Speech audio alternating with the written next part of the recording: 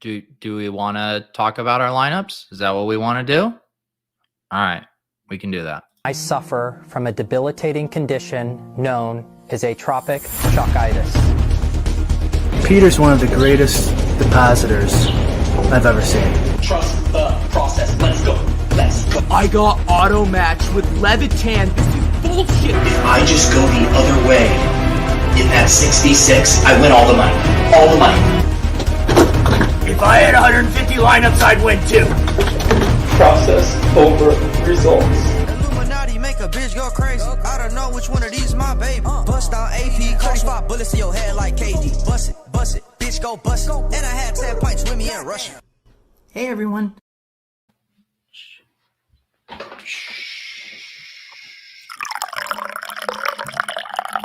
Sorry, it was already mostly full, so you only get a quick little bit of coffee pouring. What is up? GMs all around. GMs. GM FM. Good morning fucking morning? Is that how that translates? Or should it be GFM? Good fucking morning. Community, says Beachhead. Good morning. Good morning, Josh. Good morning, Eric.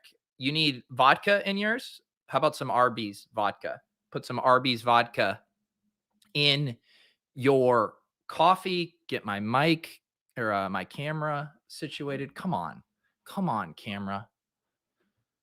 There we go. All right. That was a weird GPP slate. I was actually slightly profitable. And yet I feel like I was tilting much harder than usual because I felt like I was generally on the right things and just didn't perfectly get the combos to line up in a way that I needed. We will share my screen here, and then we can start talking through it. This isn't a lineup review. This is group therapy, and we are all here to work through the tilt. So this was my main lineup that I tossed in the Big Spy, and I tossed this in our Deposit Kingdom tournament on DraftKings, the Rake Free. I finished in 66th here. I thought I was live to have a much bigger finish early on. In the late slate, I had James Conner going. I had MBS going. I had McCaffrey going. I mean, McCaffrey should have had a 50-point day. He had like 3 near touchdowns. Conner, that offense just bottomed out. But one of the interesting things to me about this lineup is early in the week, I was like, I can't use Dak. He's going to be too chalky. And it started to seem as the week progressed that CeeDee Lamb and Gallup were maybe not going to be as popular as I thought they were. So when I made this stack, I actually thought they were going to be more popular. I said on the show, I thought Gallup was going to get steamed. I was wrong on that. This comes in right about where ownership projections were. I thought he was going to be the logical double stack with Dak Prescott, and I was willing to eat this stack at like 15. So to get Lamb at 11%, Gallup at 9.6%, and then Pitts is the bring back, I thought this would be fairly popular. And then that's why I took the stand to fade the 2 most popular running backs on the slate. I thought, okay, if I'm going to eat a little chalkier stack, then I can't play Dearness Johnson. I can't play Mark Ingram. I get my guy Rhamondre Stevenson in here at 3.3%. Absolutely love that. And then I also knew I had lots of options late. I knew Conner would be fairly popular, but I also knew MBS and McCaffrey wouldn't. And that would give me some options. You know, if I was way behind, I would have definitely have pivoted off of James Conner here, but was happy to let him ride where I was sitting. And then this lineup also allowed me to get off the kind of punt defenses. I was trying to avoid the Lions and Titans as much as I could. And in this one, I had the salary to get up to the Colts defense, which also worked out well at 3.2%. So I was really happy with this lineup. It accomplished a lot what I wanted to do, which was being more comfortable playing, not just Xing out the most popular stack, because earlier in the week it projected well and I just assumed it would be super popular. And just knowing I had multiple outs there by not eating the other running back chalk, and then giving myself the chance to have this stack come in lower owned than I expected it to be, which is what happened here. And so I feel pretty good about how this shook out. Just a bummer not to get the other combinations right here as well. Let's see what is going on in the chat. Yeah, Frederick says Stevenson was clutch. I'm thankful and surprised he was so low owned. Yeah, and this was like, I feel like it basically came down to how much of a Rhamondre Stevenson truther you are. And kind of the take I had on the show yesterday morning is I think a lot of people are everyone, I think, largely agrees that he's a talented running back. You know, we all saw him look really explosive in the preseason, and then we all get spooked by the Bill Belichick shenanigans. It's like, well, why is Rhamondre inactive this week instead of JJ Taylor? And then JJ Taylor's inactive and Rhamondre, and people, I think, associate that with being like, oh, the team can't trust him. He'll be in the doghouse, or he's going to not get meaningful snaps. But what we've seen with the Patriots is it's been fairly binary. When he is active, the team is willing to use him in really big spots. And we've seen him play really well, even in a limited role. So once Damian Harris was out and he was active, to me, it was green light. Like they trust Stevenson. And then when you know a guy is talented as well, like he has far more juice than, you know, a Mark Ingram around the same price as far as what they can offer as a rusher. So I did think Stevenson was a really good play. I played him, I think, on about half of my lineups. And yeah, I don't think we're going to get that kind of spot again. So glad to have taken advantage of it in a little bit. Nick says it was one of those situations where Stevenson without Damian is better than Damian with everyone healthy. Definitely. And I will also say the Patriots trust Stevenson in pass protection and in that third down role more than they trust Damian Harris. I mean, they really are loath to use Damian Harris out of the backfield much at all. And so Rhamondre gives them kind of that more dynamic skill set back there. I'll be very curious to see how this plays out. I mean, it still feels like one of those situations where Rhamondre could have a bad fumble in practice and then he's just inactive again. So I don't know as far as from a season long perspective, but for DFS, I think Stevenson will be interesting if Harris were to continue to miss time, or if he just were to wrestle away this backfield, which I don't think is that crazy of a thing to worry about here. Yeah, Josh said I was tilting this so hard. McCaffrey was like 4 total inches from having 40 plus. Oh, I didn't even get to the other mega tilting parts of this lineup. You know, MVS and Gallup, you know, whatever. Those guys, they were in their, you know, I guess what, lower to middle range of their range of outcomes. Whatever. They're cheap wide receivers. But I had the Dak and CeeDee Lamb double bonus taken away from me. I don't know if you guys saw this. Dak at 296 passing yards, CeeDee Lamb at 94 receiving yards. Apparently there was a rush or a pass that was overturned to being a rush. So that was 6 points lost right there. So this is how you start to tilt. You're like, okay, you give me my 6 points back from my bonus. Let's just say you give me an extra 10 points from McCaffrey, or we can just really be generous and say I missed out on 2 McCaffrey touchdowns. So now we're up to like another 20 points there.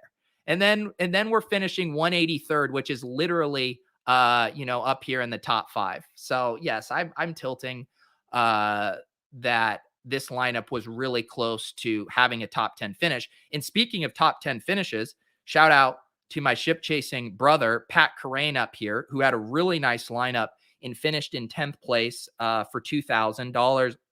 He had the Josh Allen double stack to Diggs and Sanders, and then went heavy on the Bucks, kind of naked there with no bring back Evans and Howard. I mean, Howard bagel here, but it doesn't matter because he hit on Zeke, Rhamondre, and Dearness Johnson, and got on Cowboys D, which was another big cheat code here. And so this is just a really savvy lineup by Pat. And I think Pat has been doing just an awesome job of kind of translating his, football takes and his football research, similar to what we were talking with Reeves about on Friday, into also making really smart lineups, which isn't the easiest thing to do.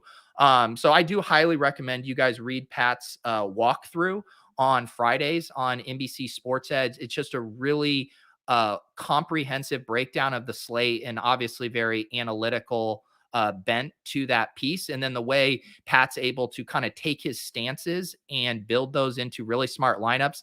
Leone and I were talking about this morning in our chat. It's just been really impressive. And I know Pat was big on Zeke and the Cowboys. He thought the Cowboys pass rush was going to really give Matt Ryan problems. So he nailed that correlation.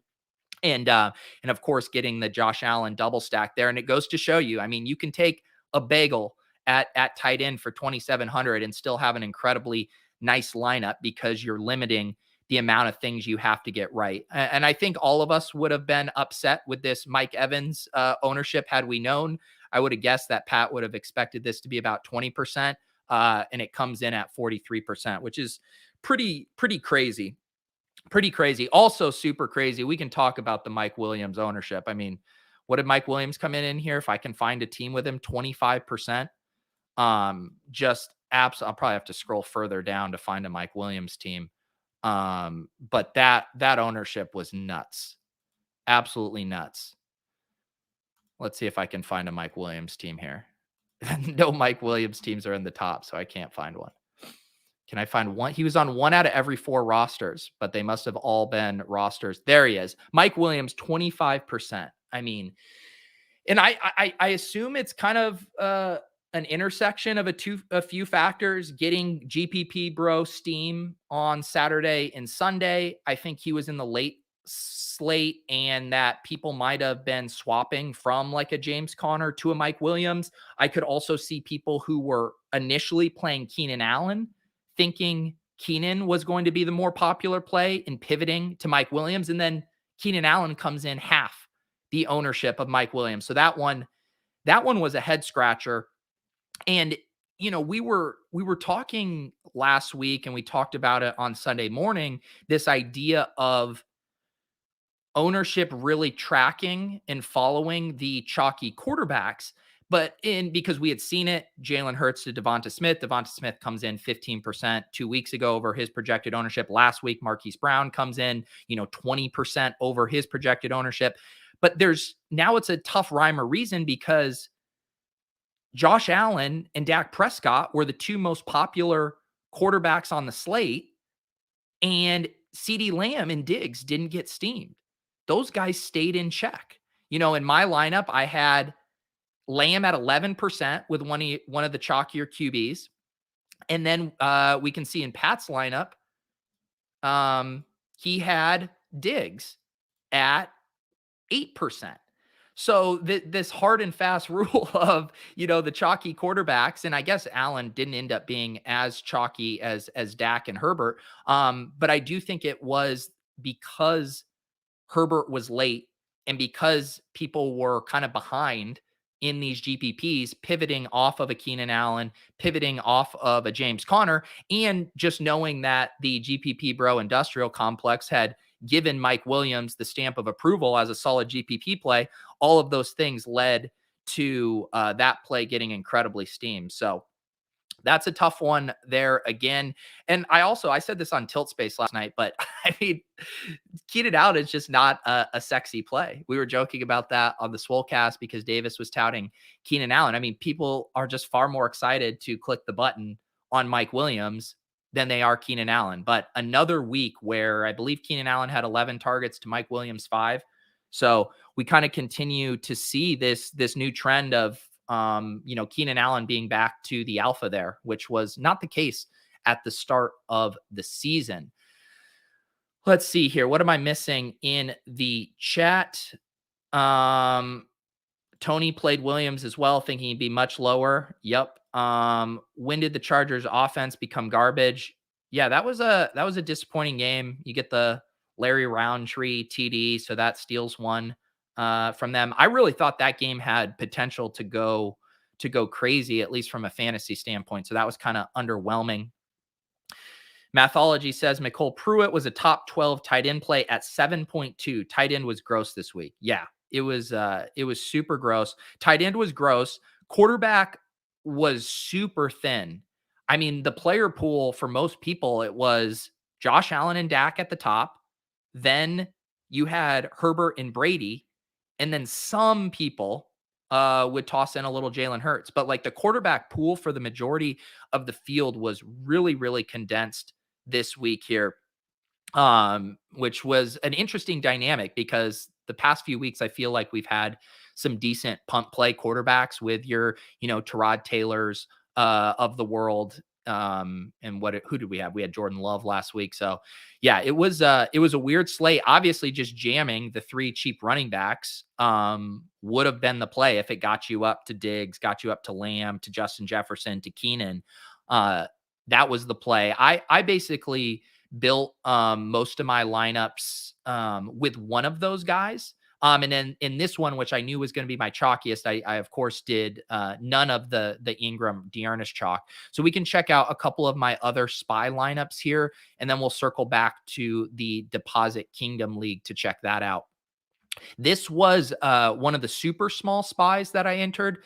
Have been trying to push myself into being a little bit more willing to do these super small field, obviously not as sexy of prize pools, but want to be mixing those in a little bit more.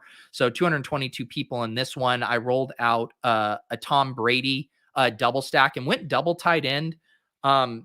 This was one of those things too, where if you weren't going to play 2 cheap running backs, then you were really trying to find a way to save elsewhere. And it was hard to find savings on this slate.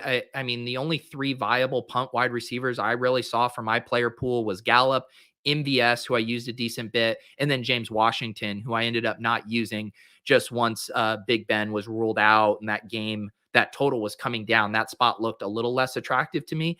But the double tight ends were actually popping in optimals a decent bit, both regular optimals and optimals where you were kind of forcing, double stacks and bringbacks, which is something I like to do to just see the type of optimal double stacks you're seeing. And so this Tom Brady with Evans and Howard and Ricky Seals-Jones looked good to me. I did consider Terry McLaurin, but at 7,600, it was just really pricey there for me. And I like this idea of savings. And I wanted to get this Adam Thielen and Mike Williams mini in. Obviously, I thought Mike Williams wouldn't be 21%. I thought he would be closer to 6 or 7%. And then Adam Thielen at 1.8%, I'm pretty happy with as well. He, no one ever wants to play him. I know we joke about it on here, trying to force myself to play him in these spots where, he is sub 5%. I think he's just a really good play. In this one, I did eat the Dearness chalk. I was kind of just trying to spread out my exposures to Ingram and Dearness across these lineups, and then was able to get Jonathan Taylor in here. And I did get Cowboys defense in as well. This is another lineup where somewhat tilting because it feels like it could have been close to at least cashing in this tournament with how I built it. What did I need to get to 47th place? So maybe I wasn't as close as I thought. 141. Yeah, I'm like 14 points off the cash line there. Brady, that stack just implodes. Evans gets there at the end. So I don't know. Another one of those things where it's like you get Jonathan Taylor right, you get Cowboys D right. But the other main pieces of the lineup just don't really get there. And so you see the snowflakes and you move on. But happy overall with this lineup and this construction here. Getting a lot of these other plays in sub 10%, I think was solid. This was another one of my lineups in a little bit bigger spy. This one is the 555 entries. This one, I had the Josh Allen double stack. So I did do the Diggs and Knox. Knox looked really good to me when I was looking at ceiling projections, ownership, his how he was popping in the Sims. So pretty damn happy to get. I mean, Diggs at 7% is pretty wild. I know this is a smaller one, but goodness, 7%. So Allen, Diggs, Knox. I did bring it back with Corey Davis, which looks fine at 1.6%. I was debating between him and Michael Carter. I saw Drico sent over a lineup in the Discord yesterday morning that was pretty similar to this one, except he had Michael Carter and he had Lamb with Patterson instead of Patterson with Gallup. And I liked that overall construction. I, of course, did get burned here with my Mark Ingram, AJ Brown correlation. The wide receiver cornerback truthers were in my mentions across multiple platforms.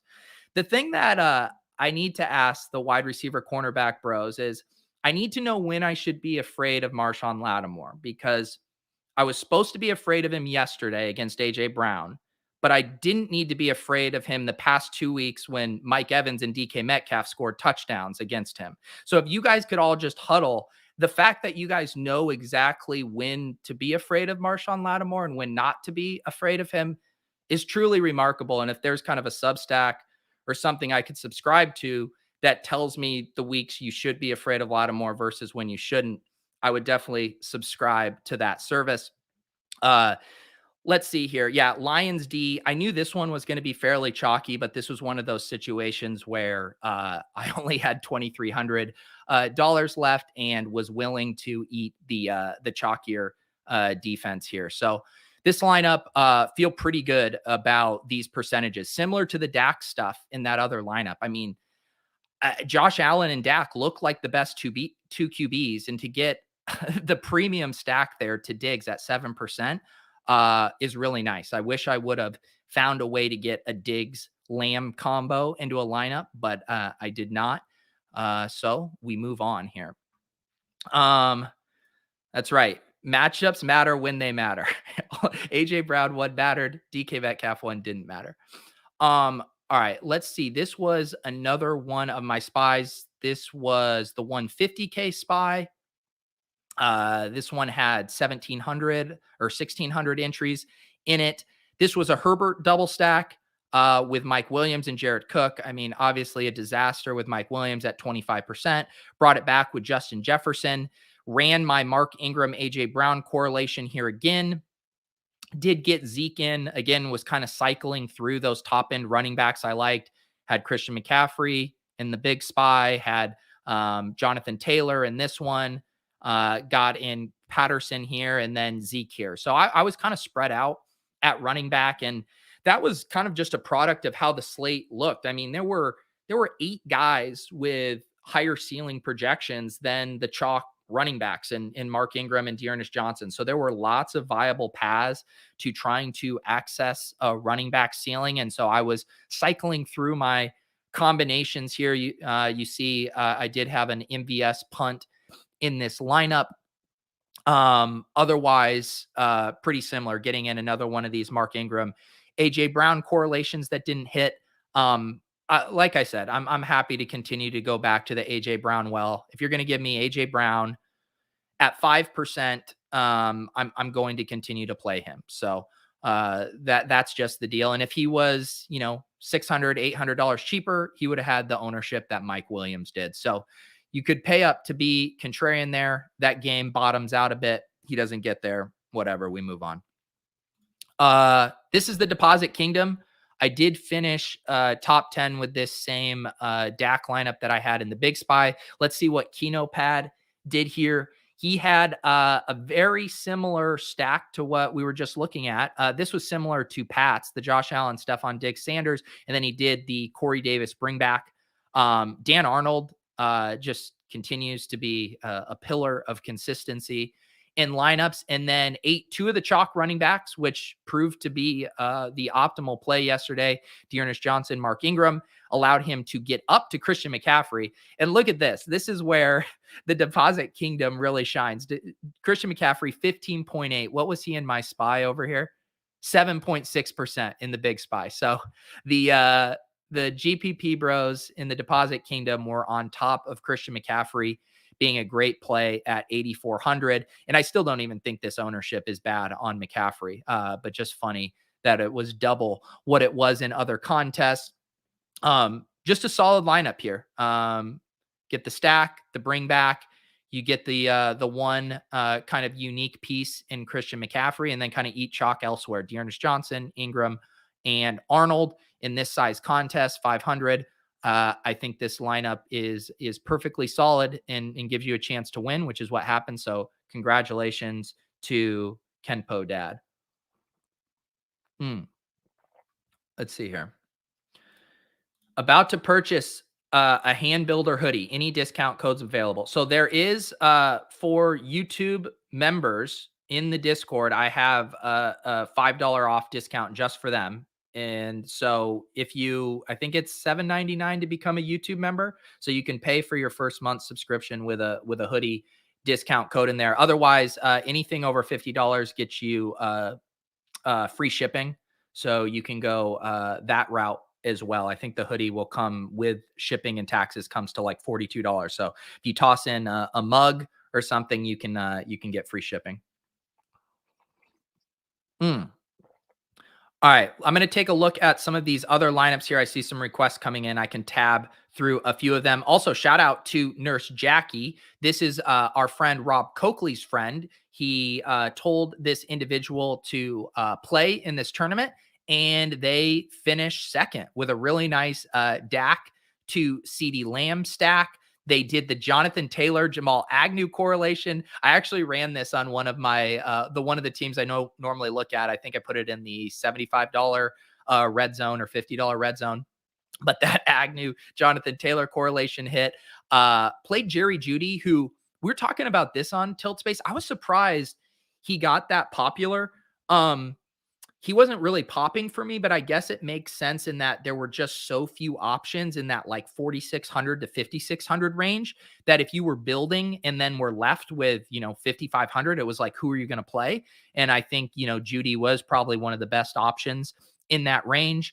Were able to eat the Devontae Adams chalk, which I think makes a ton of sense in this lineup. When you have Dak and Lamb go off, you have Jonathan Taylor go off, you have Mark Ingram go off, and Agnew. So I think letting Devontae Adams ride at 7,900 here in this contest makes a ton of sense, even though he was fairly popular. Very nice lineup there for Nurse Jackie. I know that is a bizarre stat for Jamal Agnew.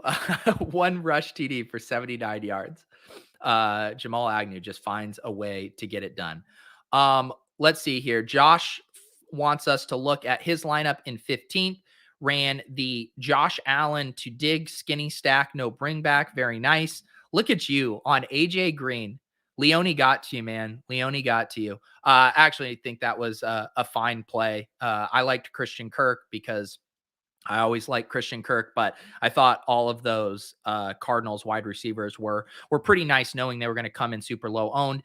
2 of the running back chalk here with Dearness and Ingram, and was able to get up to Dalvin Cook. Now, the Dalvin Cook ownership is crazy here in this specific contest because he was not that popular in other contests. So this is another Deposit Kingdom quirk here where Dalvin Cook comes in at 26.8, which I think if we know that ownership ahead of time, you don't play him at this. But I think when you submit this lineup, you assume he's going to be sub 15%. Gerald Everett at tight end was a super sharp call. He was not on my radar, but it makes a ton of sense with Russ back. And I believe the Packers have been tougher on wide receiver production on the whole. So the Gerald Everett play makes a ton of sense to me there, and a little mini correlation with Devontae Adams. Washington football team at 2,100. That's one of those plays to get in all the other plays you like. I was not including them in my player pool. That's a pretty scary play there against Tampa, but worked out for you as well. So nice little 5X there for Joshua in 15th place. Let's see. Brian wants me to trash his 92nd place min cash. Took 92nd. Is this your Russman 588? Is that yours? Justin Herbert to Mike Williams. My God, Mike Williams 31.6% in this. The DeAndre Swift play is pretty nice there at 5.2%. We were talking yesterday morning, like I knew one of these guys was going to get really squeezed. And I think everyone just got off that game once Big Ben was ruled out, once there was the weather concerns, yada, yada. So DeAndre Swift at 5% looks really nice there. I like how you even correlated it with James Washington, who is one of the better punt play wide receivers. It's just the Herbert stacks were not getting there. The Herbert stacks, the Dalvin Cook bring back at that ownership, that was going to be tough to get to. Packers defense at 2% is a nice play. Oh, you told me 92nd, and there were multiple 92nd, so I missed it. Sorry. So Russman just got a free review, an unrequested review there. Brian Schultz was a Brady to Evans and Brait. Look at you. I was going OJ Howard there, getting the Brait TD. Clearly the sharp play. Galaxy Brain Brandon Bolden at 4,400. He was really popping in the Sims. And I knew that Justin had a little less market share weighted towards Rhamondre. We were kind of looking at that in the Sims. I didn't think Bolden was a bad play at all. We knew he was going to catch a few balls here. I think just has kind of some capped upside, but there's certainly scenarios where Rhamondre gets in the doghouse early for doing something, and all of a sudden Bolden gets 20 plus touches in that spot. So I don't think that was a bad play by any means. And the one thing too, I wonder, once your Brady stack doesn't really hit, I'm probably pivoting off of James Conner here in the flex, Brian. I know you had the big game from Lamb, but pretty much everything else was more middle of the road. And knowing Conner was going to be about 20%, I'm probably trying to pivot Conner to, I don't even remember who is in this range, DJ Moore, maybe. You did have an extra $100 as well. So that's my only thing, maybe trying to get off a chalkier flex once you don't have as many paths to winning. We have our friend Davis Maddock here who didn't ask for a review, but I will review it for him. The Dak Prescott double without CeeDee Lamb. Davis, I thought you were a Lamb guy. I mean, what are we doing here? No CeeDee Lamb in your Dallas double stacks. Brings it back with Kyle Pitts. Plays Chris Godwin, which I think was a really sharp play just with how much steam Mike Evans was getting.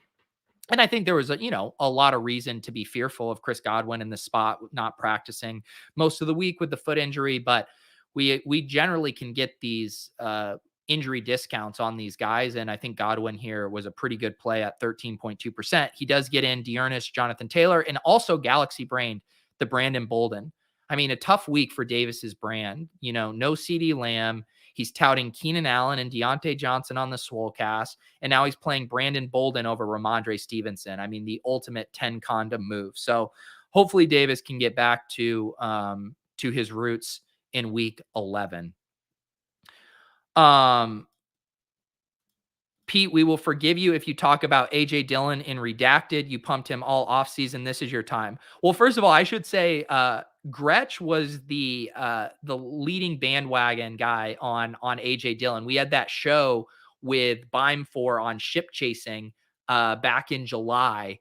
And I remember Gretsch saying, really hyping us all up about AJ Dillon. And then we started drafting gobs of him in Redacted. So yeah, AJ Dillon is a beast. Shout out to Cooter Doodle, who played AJ Dillon against AJ Dillon in her fantasy matchup yesterday, which sounds like it would be an incredibly fun experience to have the player put up a ton of points against said person. But yeah, I guess what the Aaron Jones, it's supposed to be a sprained MCL. I saw the stuff that he was crying when he left the field. So it sounds like it's going to be pretty serious. So yeah, AJ Dillon will be a league winner and a lock and loaded DFS play if Aaron Jones misses time. Corlito says Cowboys D at 3.8% came in clutch. Yeah, that was a nice one. And you see these dynamics with defense where we had Titans at 2,600 and Lions at 2,400. And if you were just willing to go anything up from that, you were going to get a defense pretty low owned. I think Cardinals were the only other popular defense that were actually expensive. But if you could get up to Eagles, if you could get up to Packers, those were two of my favorites.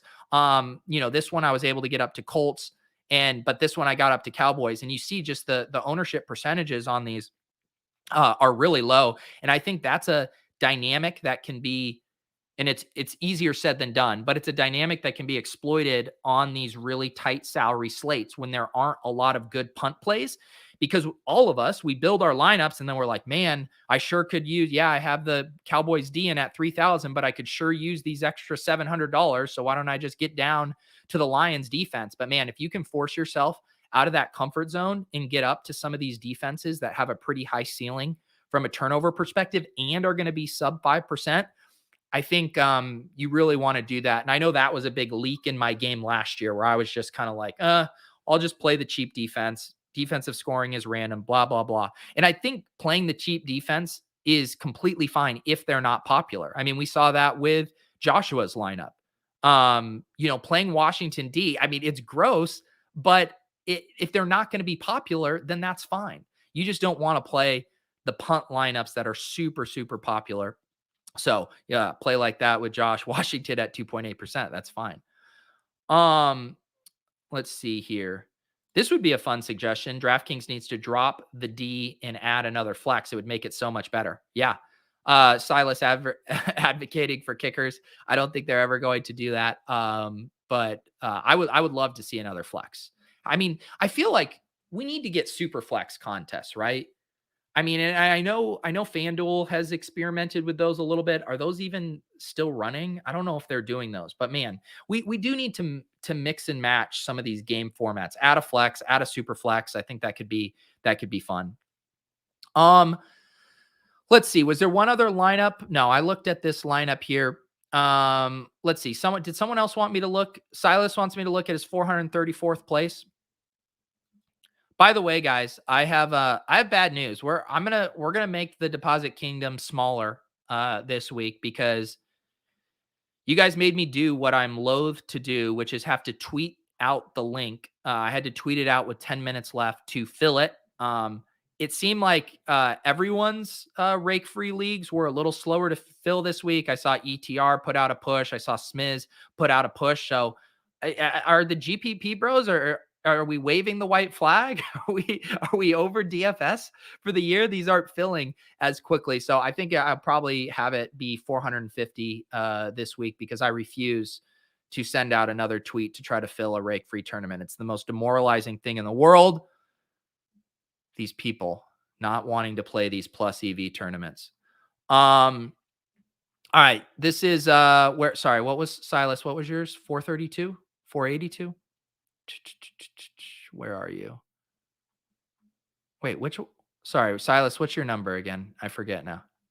Was it 432? There you are. 434. 434 for Silas. Ooh, baby. Matt Ryan to Kyle Pitts, skinny. That looks good. Bring it back with CeeDee Lamb. That's fine.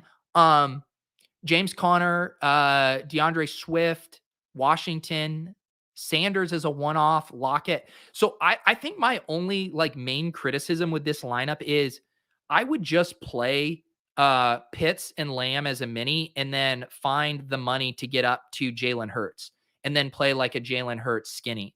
Matt Ryan is just giving you so little on the ground. And I do think if you're going to use Matt Ryan, you want to double him, right? Because those scenarios where Matt Ryan wins you a tournament, he's throwing for 4 TDs and 2 of them go to Kyle Pitts and 1 of them goes to Russell Gage and 1 of them goes to Olamide. And you want that second guy there to help you access that Matt Ryan ceiling. So that's my only thought. If you're going to skinny Matt Ryan, I just try to play a rushing quarterback there instead. But otherwise, this lineup looks fine to me. You had really nice percentages across the board. I was mentioning how gross the mid-range is in there. I think playing Sanders as a one-off with the assumption that Diggs is going to be more popular than he ended up coming into is not a bad play. The Swift Washington mini was really nice. Maybe I pivot off of Connor too. I definitely would have pivoted off of Connor once I hit that, 2.68 from Matt Ryan. That's my only other kind of thing I probably would have done there. Pete will never tweet. I mean, I don't know. Maybe I'm being stubborn about it, but I like the idea of the tournament. I could tweet it out and we could just have a bunch of randos from Twitter entering, but I like that this is a family tournament and it tilts me when I have to tweet it out. And I want to keep it just for the people who want to really be in it. Okay. Alex says, played Mike Williams at 32% in the Deposit Kingdom. Yeah. I mean, we've done this. I've done this 3 weeks in a row now. Did it with Mike Williams, did it with Marquise Brown, did it with Devonta Smith. I'm sure I'll fucking do it this week too. I don't know. I think I think we do have to start, and I'm not saying just myself. I am not moving the needle, but the combination of the ETR established the million guys, you got Beim 4 and Gretsch on Sundays, all the GPP bros over here start pushing the obvious tournament pivots, and it's the perfect storm of events to really steam these guys. So I don't know. It's tricky. We get to that point where we were kind of discussing, at the beginning of the year, the levels on levels. I think you're going to do this so that I do this. I mean, we might now need to be at the point where with some of these obvious tournament plays, and it's funny too, right? Because if we think about sentiment, everyone in the chat yesterday, I had Mike Williams as the cover boy. Everyone was on board with Mike Williams. Reeves was touting Mike Williams on the Friday show. We all felt comfortable with Mike Williams. No one wanted to play AJ Brown. Everyone was asking me if I was worried about Marshawn Lattimore. So you could tell the sentiment was, I don't want to play Marshawn Lattimore, or I don't want to play AJ Brown. So I do think we have to maybe check ourselves and say, is this GPP play too comfy? Is it too cozy that we all feel so good about how smart and contrarian we're being, but that comfort necessitates that it isn't actually that comforting of a play? I don't know. It is a tough riddle to figure out. And I think the fact that it was at 4 p.m. too, just gave a lot more chances for it to get steamed with late swap. And I think the pivots were there to make that play fairly popular. So I don't know. To all the Mike Williams bros out there, let's not beat each other up too much over that play. I think we were okay in our process with that one, and another weird, bizarre run out in GPP land. Josh, don't even start with me. Lattimore did shut him down, but you didn't tell me to not play DK Metcalf against Lattimore when DK Metcalf mossed him for a touchdown, or when Mike Evans scored a touchdown against him. So until you Lattimore bros can agree on which weeks he's going to be good and which weeks he's not, we will just continue trusting the ceiling projections and the ownership numbers. Tyler Johnson's steam? Was there Tyler Johnson's steam? I mean, there was steam early in the week when it looked like Chris Godwin was going to miss. But then once Chris Godwin was trending, I didn't see much steam on Tyler Johnson. He looked like a cut below MVS and James Washington to me as a punt play. I think he was still viable. He was more in that like KJ Osborne range where he projected slightly better than a lot of those guys, but he didn't look like a jam to me. And I didn't hear a ton of people talking about it. Tyler Johnson was 17% in the deposit kingdom. Okay. I missed that. Yeah, I don't know. I don't think that's like an awful play. I mean, at 17%, it's not great. I assume most people playing Tyler Johnson thought they were being sneaky and that people were off of it because Chris Godwin was suiting up, and they thought, oh, maybe Godwin is really limited and Tyler Johnson will get a ton of burn. So yeah, that's a weird one. Again, it's one of those plays where I assume the people who clicked the button all thought he was going to be sub 10%, which I would have assumed he would have been as well. Nick says, did you play Showdown last night? I did. I actually had a profitable Showdown last night.